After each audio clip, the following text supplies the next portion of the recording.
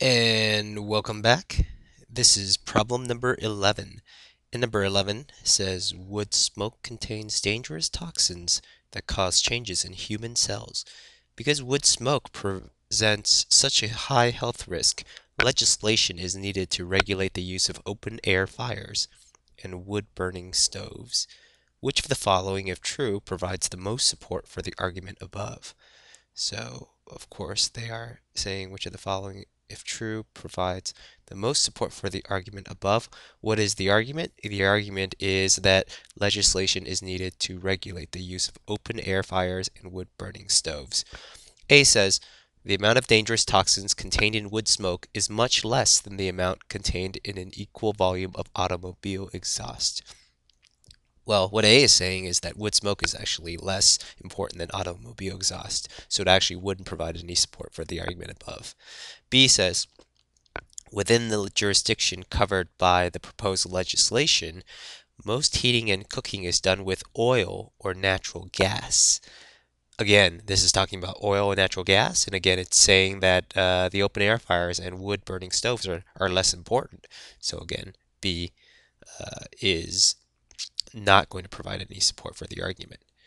C says smoke produced by coal burning stoves is significantly more toxic than smoke from wood burning stoves. Coal, they're not talking about coal up here, they're talking about wood. So again, C actually doesn't provide support. It actually weakens the argument. D says no significant beneficial effect on air quality would result if open air fires were banned. So D not only doesn't support the argument, it actually supports the opposite of the argument. It's actually saying that it would be a waste of time because there would be no benefit. So by process of elimination, we end up with E, which says in valleys where wood is used as the primary heating fuel, the concentration of smoke results in poor air quality. So all E is doing is it's reaffirming that the smoke that comes from wood burning stoves or in valley where wood is being used as the heating fuel, it creates poor air quality. So it's not like it says that the legislation will absolutely be needed, but it does verify something that the legislation supposes, which is that open air fires and wood burning stoves result in dangerous toxins, and that's why we need the legislation. Moving on. Number 12 says a certain automaker aims to increase its market share by deeply discounting its vehicles' prices for the next several months. The discounts will cut into profits, but because they will be heavily advertised, the manufacturer hopes that they will attract buyers away from rival manufacturers' cars. In the longer term, the automaker envisions that customers initially attracted by the discounts may become loyal customers. In assessing the plan's chances of achieving its aim, it would be most useful to know which of the following. So let's look at this question real quickly. It says the automaker aims, what does the automaker aim to do?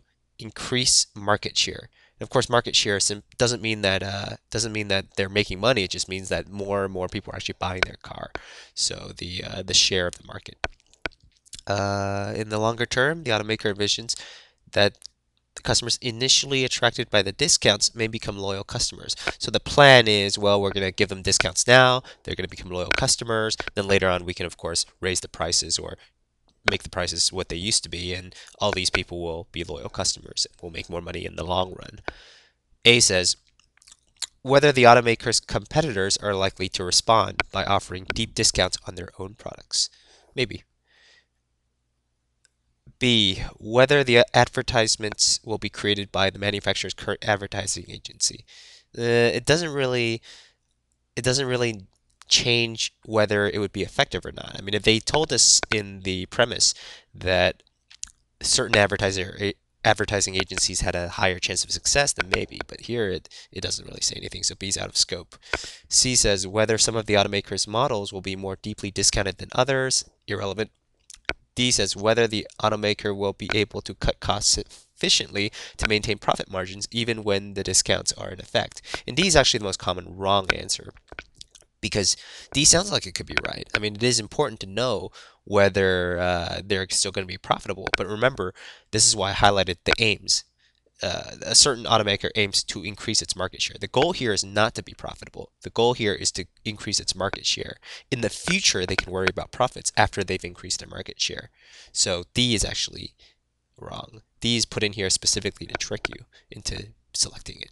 Finally, E says whether an alternative strategy might enable the automaker to enhance its profitability while holding a constant or diminishing share of the market. So E is saying, well, is there another strategy that might work that will allow the automaker to enhance its profitability while still holding a constant or diminishing share of the market? Again, you'll look at the word profitability and you'll think, well, maybe this is the right answer. But remember, this is supposing that the share is going to be constant or diminishing. And of course, the aim is to actually increase the market share. So E is, again, trying to trick you. So the answer is going to be A. Because if the automaker's competitors are also going to offer deep discounts, then the strategy wouldn't work. Everyone would actually just be selling really cheap cars, and the consumer wins. 13. In Swartkin's territory, archaeologists discovered charred bone fragments dating back a million years. Analysis of the fragments, which came from a variety of animals, showed that they had been heated to temperatures no higher than those produced in experimental campfires made from branches of white stinkwood. Ooh, stinkwood.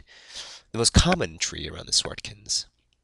Which of the following, if true, would, together with the information above, provide the best basis for the claim, oh, here's the claim, that the charred bone fragments are evidence of the use of fire by early hominids?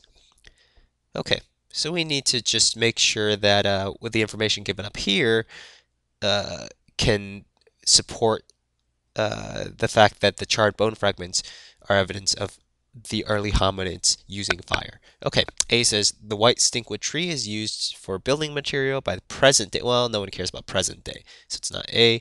B says forest fires can heat wood to a range of temperatures that occur in campfires. Maybe. C says the bone fragments were fitted together by the archaeologists to form the complete skeletons of several animals. That is irrelevant. D. Apart from the Swartkin's discovery, there's reliable evidence that early hominids used fire as many as 500,000 years ago. Maybe. E. The bone fragments were found in several distinct layers of limestone that contain primitive cutting tools known to have been used by early hominids.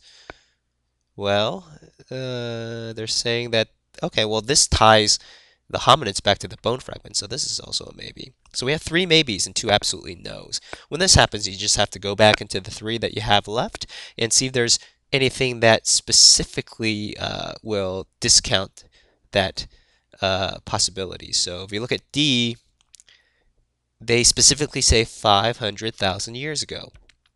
But in the premise, they say a million years. So if we're looking at something a million years ago, and we only know that something happened as early as 500,000 years ago, then it doesn't account for the first 500,000 years. So D would actually be no. B, forest fires can heat wood to a range of temperatures that occur in campfires. Yeah, but that accounts for the use of fire, but it doesn't account for the use of fire by early hominids. So B is out. So E is going to be the right answer because E actually ties the limestone or the bone fragments back to the early hominids, and it is of the remaining answers the only one that still makes sense. So E is going to be the right answer. 14. In Washington County, attendance at the movies is just large enough for the cinema operators to make modest profits. The size of the county's population is stable and is not expected to increase much. Yet there are investors ready to double the number of movie screens in the county within 5 years, and they are predicting solid profits both for themselves and for the established cinema operators. Which of the following, if true about Washington County, most helps to provide a justification for the investor's prediction? What's their prediction? Their prediction is that that they are going to have solid profits for both themselves and the established cinema operators. All right. A. Over the next 10 years, people in their teenage years, the prime movie-going age, will be a rapidly growing proportion of the county's population. Yeah, I mean, I think this is the right answer. right? It says over the next 10 years, so in the future, people in their teenage years who are currently, I guess, so they're going to be the rapidly growing proportion of the county's population. So the population is stable, it's staying the same. It's just that more young people are becoming teenagers, and so they're going to need more movie theaters to, because the ratio of teenagers to non-teenagers have changed. Hmm. Well, we should always look at the other ones to see if there's a better answer. B says, as distinct from the existing cinemas, most of the cinemas being planned would be located in downtown areas in hopes of stimulating an economic revitalization of those areas. Well, it doesn't matter where the cinemas are, they're all in the county. We're talking about the county itself, so B is not it. C, spending on video purchases as well as video rentals has been increasing modestly every year for the last 10 years. Yeah, this actually doesn't help provide a justification because the more people that are watching movies through rentals, the less people are watching them in the theaters. D, the average number of screens per cinema is lower amongst existing cinemas. Irrelevant. E, the sale of snacks and drinks in cinemas accounts for a steadily growing share of most cinema operators' profits. This is an interesting answer because a lot of people do pick it because they think, well, if the population is not going to change, maybe they'll just buy more snacks. But nowhere up here do they mention that people are getting fatter or hungrier or that snacks are going to be increasing in price or anything like that. So E is actually not going to be relevant because the county's population is going to stay the same. But why is it that increasing the number of theaters is going to generate more money, more profit? It's not like people will go to the theater just to eat the food. So E is not going to be it. So in the end, A is the correct answer. Now you might look at this and you might say, well, that's saying 10 years and they're saying 5 years. Well, remember, they're building it in 5 years, but it takes a while to build, and so they're preparing for the future. So a 5-year gap isn't too bad. So A is going to be the right answer. And that's it for this section. Join me in the next video.